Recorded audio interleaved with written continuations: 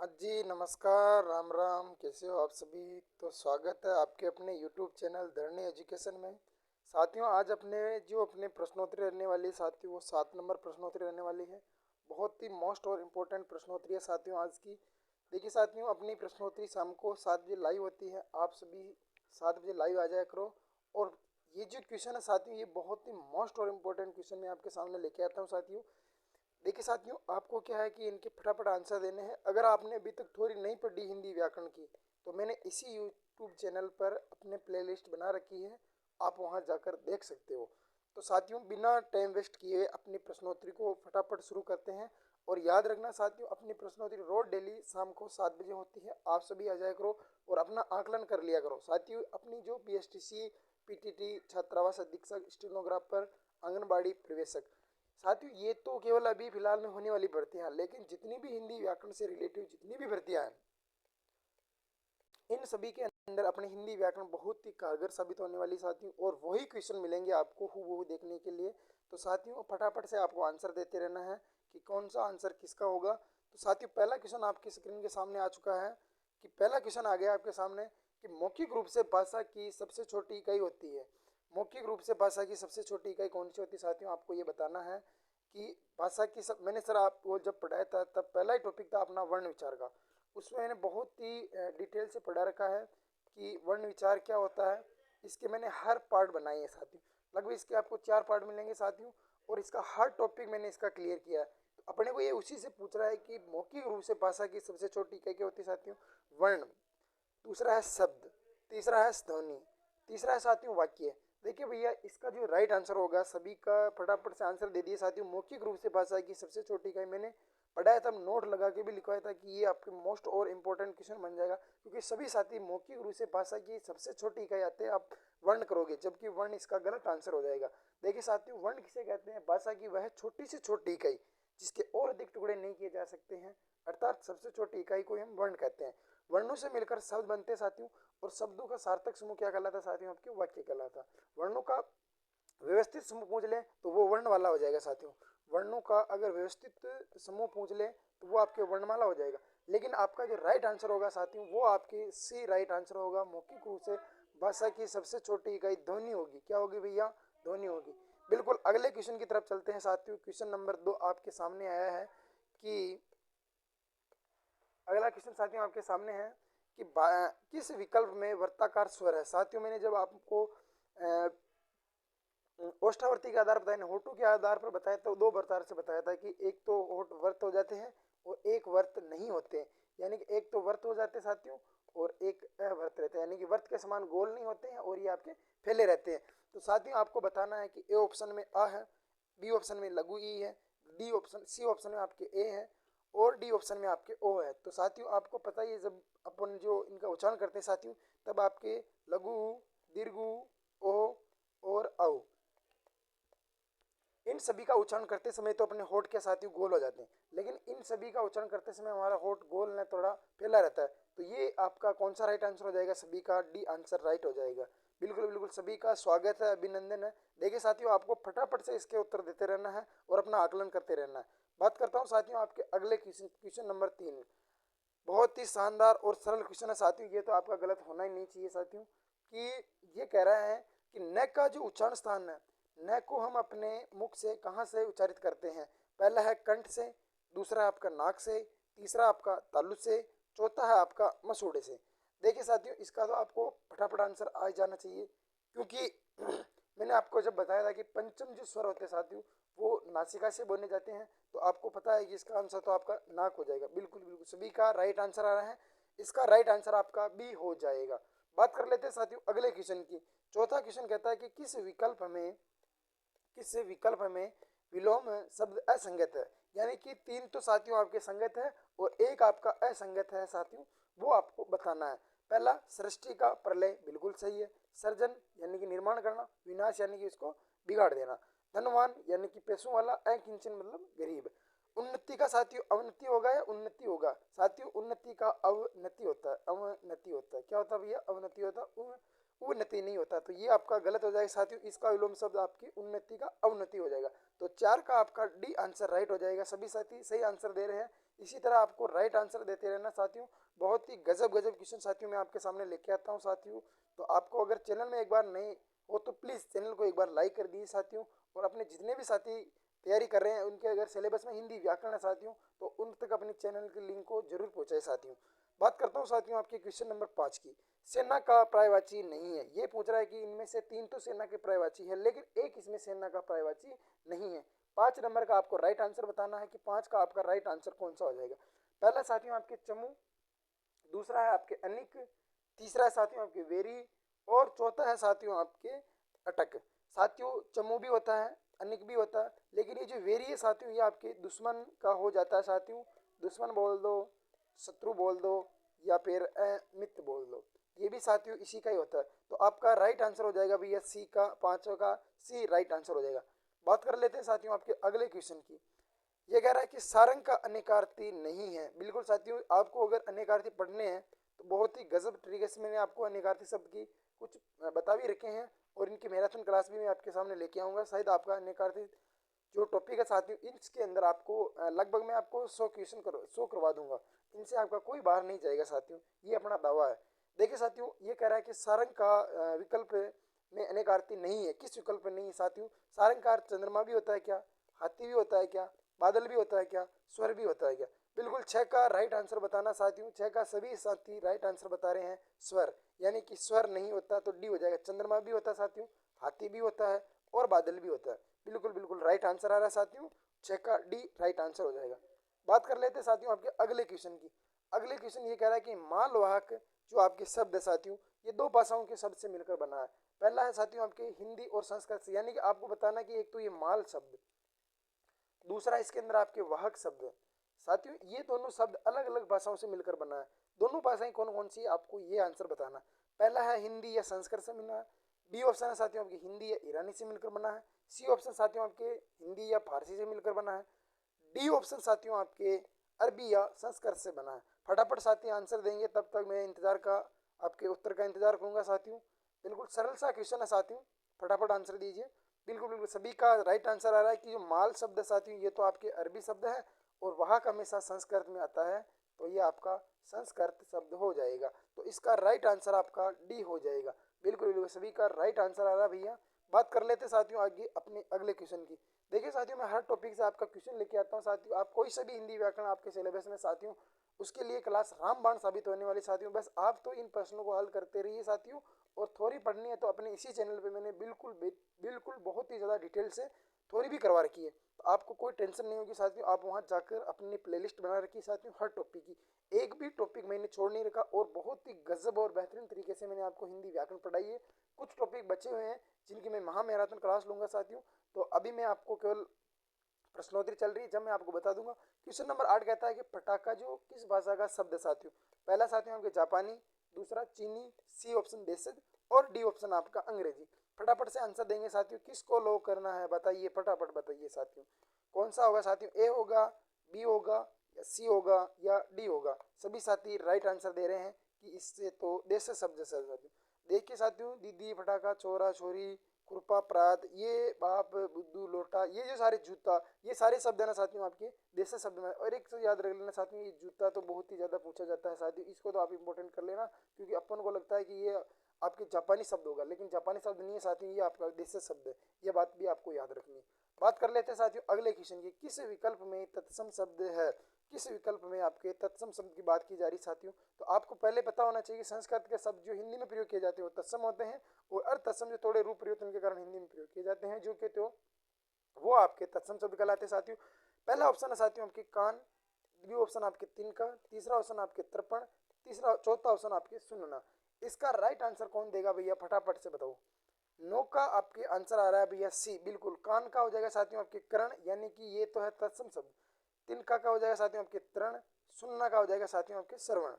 क्या हो जाएगा साथियों आपके सुनना। ये जो तीनों शब्द है साथियों ये तो आपके तत्सम शब्द है, लेकिन ये जो तर्पण है ये आपके तत्सम शब्द है साथियों। ये दिए हुए पहले तो तद्भव शब्द है, ये आपके तत्सम शब्द है। ये तर्पण आपके तद्भव शब्द है साथियों, इसका तत्सम शब्द हो जाएगा आपके तपना, तद्भव हो जाएगा साथियों आपके। मैं इधर लिख देता हूँ साथियों आपके तद्भव शब्द हो जाएगा इसका तपना। ये तपना आपके हिंदी शब्द है साथियों ऐसे मान लीजिए और तर्पण आपका संस्कृत शब्द है। बात करता हूँ साथियों आपके क्वेश्चन नंबर 10 की। कि धन दौलत में कौन सा समास होगा। बिल्कुल बिल्कुल साथियों, धन और दौलत या धन दौलत आदि, धन दौलत इत्यादि, कौन सा होगा साथियों, फटाफट बताइए साथियों। धन दौलत इत्यादि, धन दौलत इत्यादि, धन दौलत इत्यादि। आप सभी साथियों इत्यादि का प्रयोग करते हैं, आपको पता होना चाहिए साथियों कि यह आपके इतरेतर में तो और आता है, समाहार के अंदर आदि आता है, विकल्प में अंदर आपके यह आ जाता है। तो ये हो जाएगा साथियों आपके समाहार इतरेतर समास द्वंद्व समास हो जाएगा साथियों। कौन सा हो जाएगा साथियों आपके, तो राइट आंसर इसका सी हो जाएगा। ये मैंने आपको बहुत ही डिटेल से साथियों यूट्यूब पर प्रश्नोत्तरी आपके थ्योरी वाली क्लास में करवा रखा है। आपको एक भी परसेंट डाउट नहीं रहेगा कि समास क्या होता है, कितने भेद होते हैं, कौन से समास में कौन सी बात याद रखनी साथियों। बस यहाँ जैसे मैंने अभी आपको पकड़ बताई है, वैसी वैसी पकड़ मैंने आपको थ्योरी वाली क्लास में बता रखी है। तो आपका 10 का राइट आंसर आपके साथियों सी हो जाएगा। बात कर लेता हूँ साथियों आपके अगले क्वेश्चन की। अगला क्वेश्चन क्या कहता है साथियों 11 नंबर का, कि उपसर्ग युक्त शब्द। देखिए साथियों, समास के पहले ही अपना जो वेग था अव्ययभाव समास का, उसके अंदर मैंने ये चीज आपके चौथे नंबर पर लिखा है कि समास में उपसर्ग युक्त शब्द किसमें आते हैं, उपसर्ग युक्त शब्द किसमें आते हैं साथियों। जब मैंने आपको समास पढ़ाया था उसमें आपको ये चीज बताई थी कि अव्ययभाव समास के अंदर प्रथम पद प्रधान होता है, प्रथम पद उपसर्ग होता है। अव्ययभाव समास के अंदर आपको और पुनरावृत्ति वाले शब्द आते हैं साथियों, और प्रथम पद अव्यय होता है। तो ये बात तो आपको बिल्कुल ही पता है कि साथियों इसके अंदर हमने 4 बात याद करी थी। प्रथम पद प्रधान होगा, प्रथम पद अव्यय होगा, उपसर्ग युक्त शब्द आएंगे और पुनरावृत्ति वाले शब्द आएंगे साथियों। इसके अंदर ये तो आती है 4 बात। तो सभी का राइट आंसर आ रहा है कि बी राइट आंसर हो जाएगा। बिल्कुल ये तो आपका सरल क्वेश्चन है साथियों, इसमें तो आपका गलत होना ही नहीं चाहिए। बात करते हैं साथियों आपके अगले क्वेश्चन की। अगला क्वेश्चन क्या कहता है साथियों, 12वां क्वेश्चन साथियों, फटाफट से उत्तर देंगे साथियों। संधि से रिलेटिव आपका सामने अगला क्वेश्चन है कि यशोदा में कौन सी संधि होगी। यशोदा, बिल्कुल साथियों आपको फटाफट से आंसर देते रहना है और अपना आकलन करते रहना साथियों कि ये जो प्रश्नोत्तरी साथियों की बहुत ही गजब की प्रश्नोत्तरी हो रही साथियों आपके सामने, और ऐसे ही क्वेश्चन आपको मिलेंगे साथियों, और क्वेश्चन अलग नहीं मिलेंगे आपको। देखिए साथियों, यशोदा में कौन सी संधि होगी, यश धन में दा। बिल्कुल बिल्कुल सभी का राइट आंसर आ रहा है कि यशो धन में, यश धन में दा। तो क्या हो रहा है साथियों, आपके ओ हो रहा है। तो ओ वाले तो मैंने साथियों आपको कहीं पे लिखाया भी नहीं था, तो आपने पैसे कैसे आंसर दिया। बिल्कुल बिल्कुल सभी साथी बता रहे हैं कि ये विसर्ग संधि का एक नियम है साथियों, और उसी के अंदर से आया है। तो यश धन में दा इसका राइट आंसर हो जाएगा। बात कर लेते हैं, इसका राइट आंसर आपका डी हो जाएगा। बात करता हूँ साथियों आपके अगले क्वेश्चन की। बहुत ही गजब का क्वेश्चन है साथियों, नमस्ते। नमस्ते हम करते तो हैं, लेकिन साथियों आपको पता होना चाहिए कि नमस्ते में कौन सी संधि होगी। बिल्कुल बिल्कुल आपको ये पता होना चाहिए साथियों कि नमस्ते में कौन सी संधि होगी और इसका विच्छेद कैसे होगा। नम धन में थे, क्या हो जाएगा साथियों आपके, नम धन में थे। तो क्या हो जाएगा साथियों आपका राइट आंसर सी हो जाएगा। क्या हो जाएगा भैया, राइट आंसर इसका सी हो जाएगा। 13 का राइट आंसर, सभी का राइट आंसर आ रहा है। देखिए साथियों, इसी तरह आपको राइट आंसर पे राइट आंसर देते रहना है। बिल्कुल बिल्कुल बात कर लेते हैं साथियों आपके अगले क्वेश्चन की। अगला क्वेश्चन क्या कहता है साथियों अपना, देखिए साथियों आपके सामने आ चुका है। इसका राइट आंसर आपको देना है कि सु उपसर्ग नहीं है। किस विकल्प में सु उपसर्ग नहीं है, ये अपने को बता रहा है। सु उपसर्ग नहीं है, सुशासन, स्वागत, सुगंध और सरपंच। देखिए साथियों, सुधन में शासन होता है साथियों, सुधन में आगत यानी जिसका आगमन अच्छा है, जिसका शासन अच्छा है। सुगंध यानी कि जिसकी गंध अच्छी है, ये भी हो जाएगा साथियों, ये भी हो जाएगा। बी भी इसका राइट आंसर है, सी भी इसका राइट आंसर है। लेकिन सरपंच में आपके सर धन में पंच, ये नहीं होगा साथियों इसका। बिल्कुल बिल्कुल राइट आंसर आपका हो जाएगा भैया 14 का डी आंसर इसका राइट बता रहे हैं सभी साथी। बात कर लेते हैं साथियों अगले क्वेश्चन की। अगला क्वेश्चन क्या कहता है साथियों, समायोजन में कौन सा प्रत्यय है। समायोजन में कौन सा प्रत्यय साथियों, बिल्कुल आपको ऐसे ही उदाहरण मिलेंगे साथियों देखने के लिए कि समायोजन में कौन सा प्रत्यय है। बिल्कुल बिल्कुल समायोजन में कौन सा प्रत्यय है साथियों, आपको फटाफट से इसका उत्तर देना है साथियों।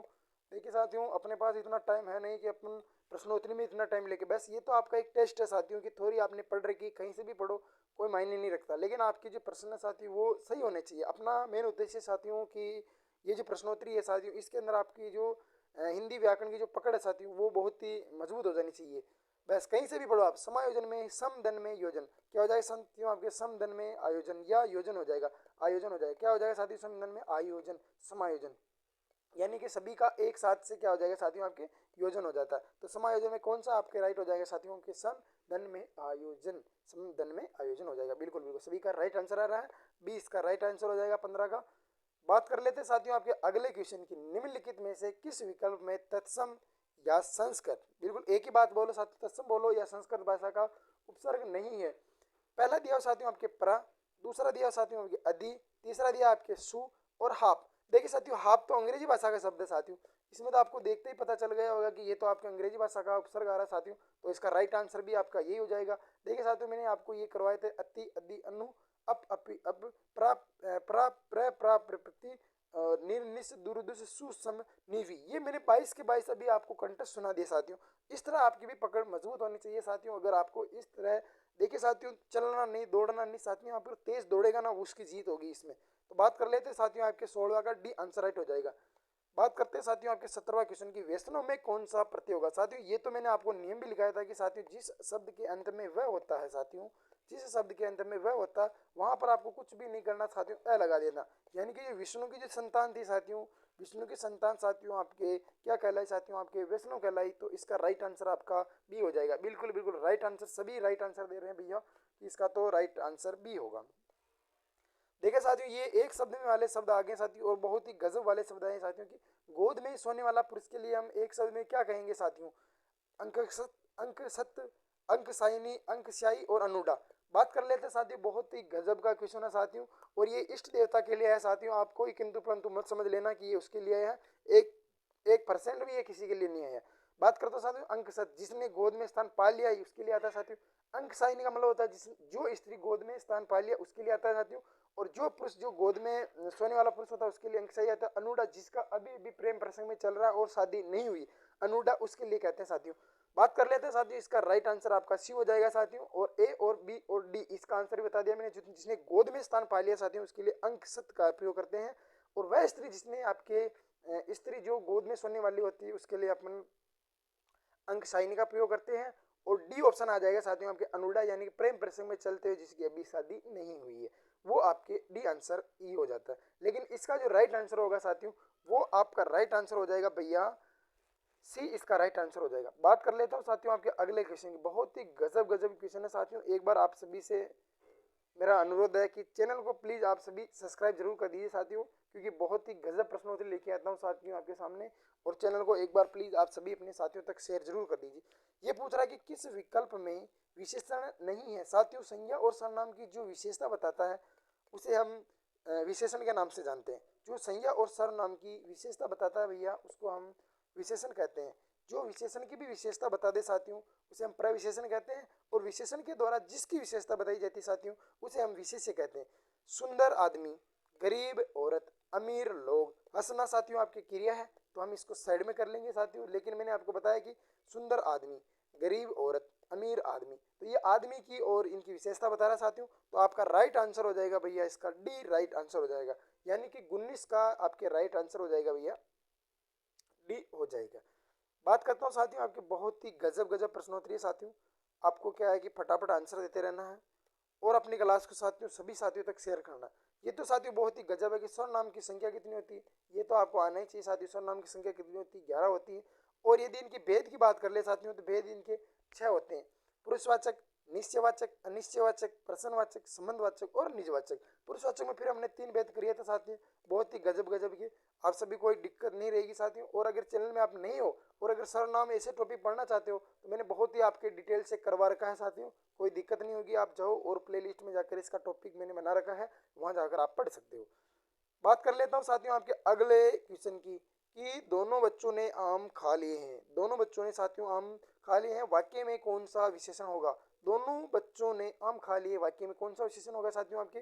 गुणवाचक विशेषण, संख्यावाचक विशेषण, परिमाणवाचक विशेषण और समूहवाचक विशेषण।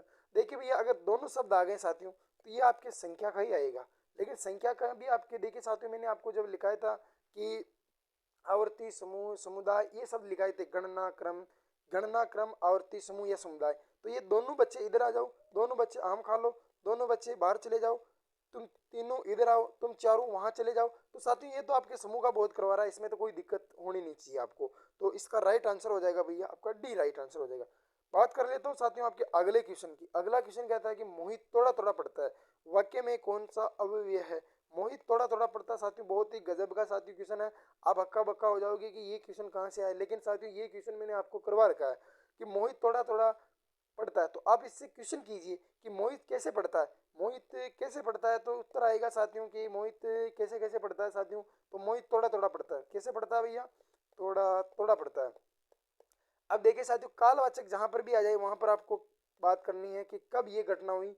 स्थानवाचक आ जाए कि ये घटना कहाँ पर घटित हुई, और परिणाम आ जाए तो ये घटना कैसे कितनी कितना मात्रा में आ जाए, कितना कितनी, ये आपको लगा कि करना है।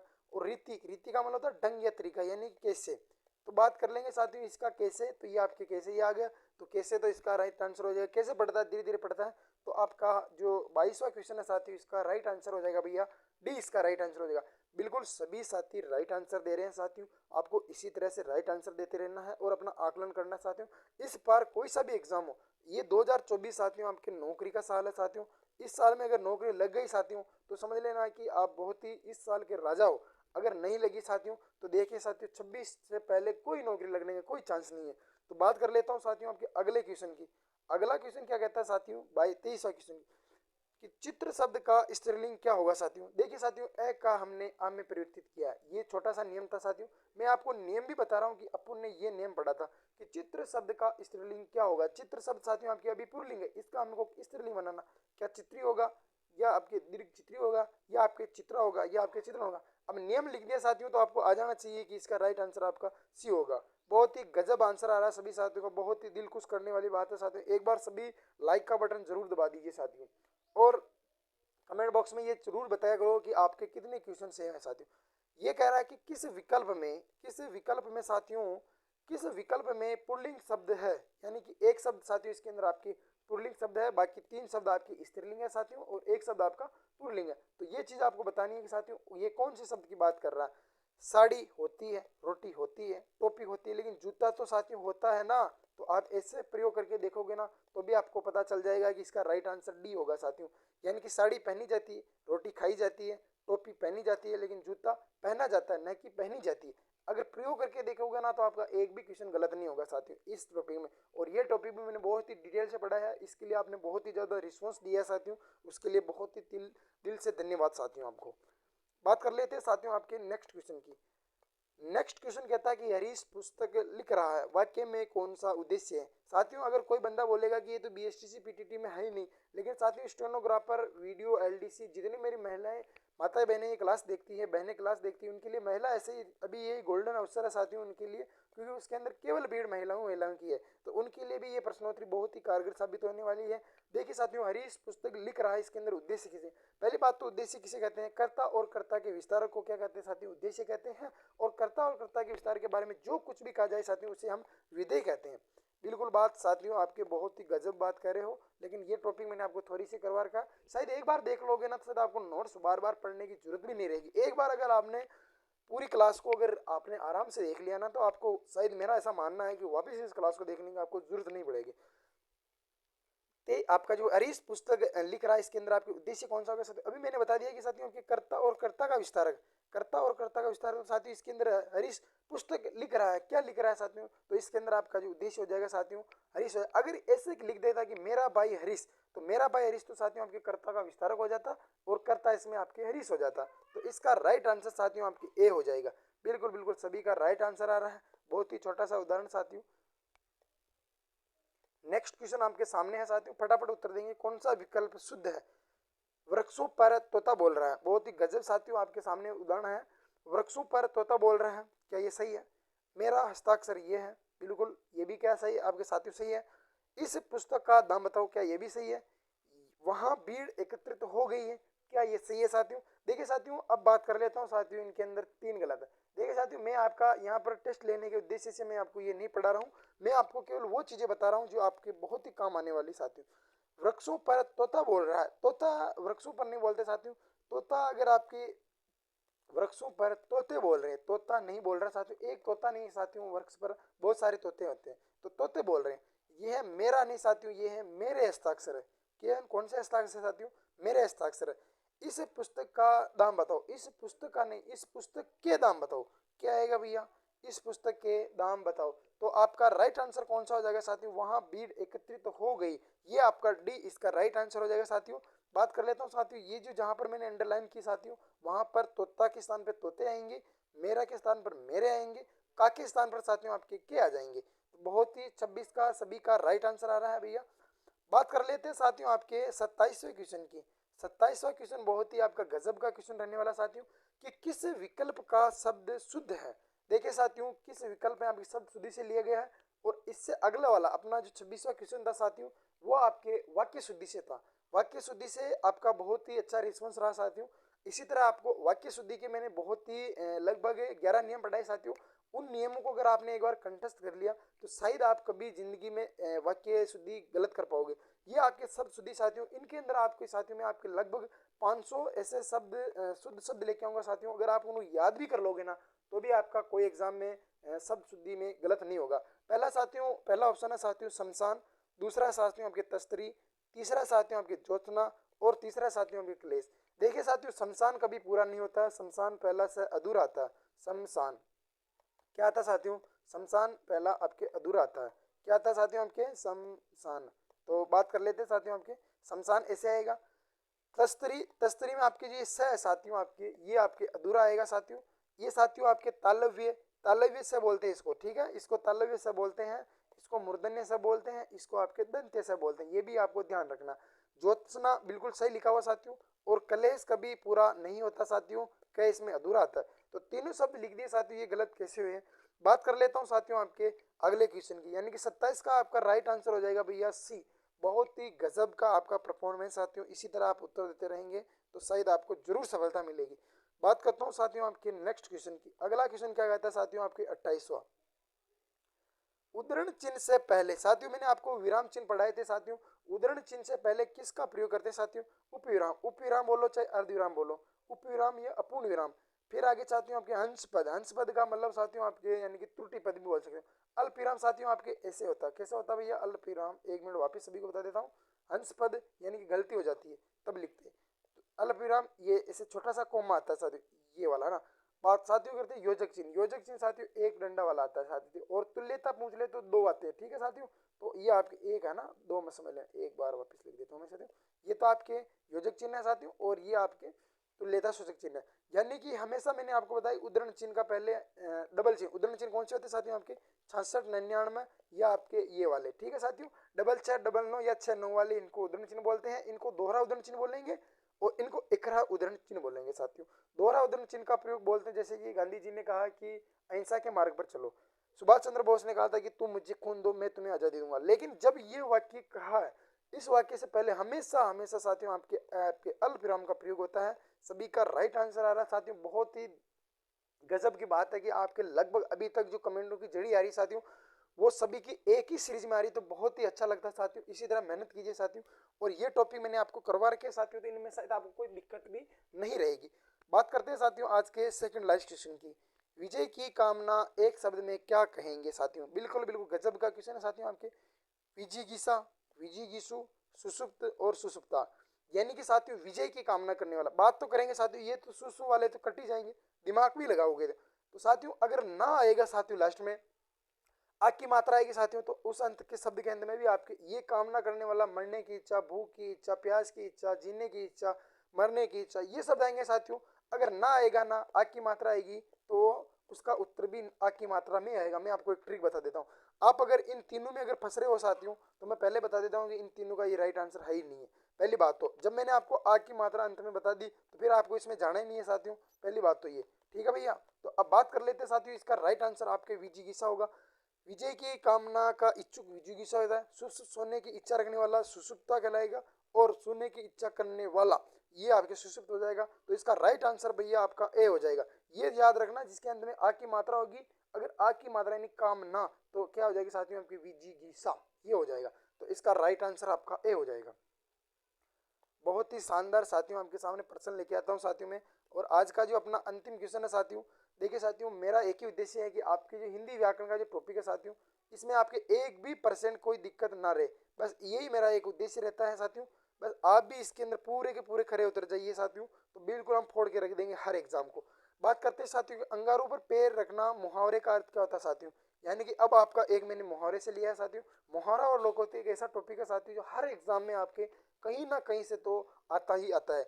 देखिए साथियों बहुत प्यारा होना, साहसपूर्ण खतरे पर उतरना, साहसपूर्ण खतरे में उतरना, बहुत खुशी होना, भाग्य खुलना। देखिए साथियों, अंगारों पर पैर रखना यानी कि साहसपूर्ण कार्य करना, भाग्य खुलना यानी अच्छे दिन आ जाना, खुशी होना यानी कि अच्छा काम हो जाना, या फिर बहुत ही प्यारा होना यानी कि आंख का तारा होना यानी कि बहुत प्यारा होना, ये हो जाएगा। तो आपका जो थी इसका जो सही आपके राइट आंसर होगा साथियों, वो आपका बी राइट आंसर हो जाएगा। अंगारों पर पैर रखना आपका इसका ये राइट आंसर हो जाएगा साथियों। सभी का सही रिस्पॉन्स आया साथियों। इसी तरह अपनी क्लास को देखा करो, और ये क्लास आपके लिए शाम को 7 बजे लाइव हो जाती है साथियों। आप सभी 7 बजे लाइव आ जाया करो, और एक बार अपनी क्लास को साथियों सभी साथी तक शेयर भी कर दिया करो, ताकि जो भी साथी अपनी तैयारी कर रहे हैं साथियों उनके लिए कुछ फायदा हो जाए साथियों। ये निःशुल्क क्लास है साथियों, कोई पेड कोर्स नहीं है अपना। तो सभी साथी एक बार क्लास को लाइक जरूर कर देना, और मिलते हैं कल बहुत ही मोस्ट और इम्पोर्टेंट क्वेश्चनों के साथ। तब तक के लिए सभी को राम राम, राधे राधे, जय श्री कृष्णा।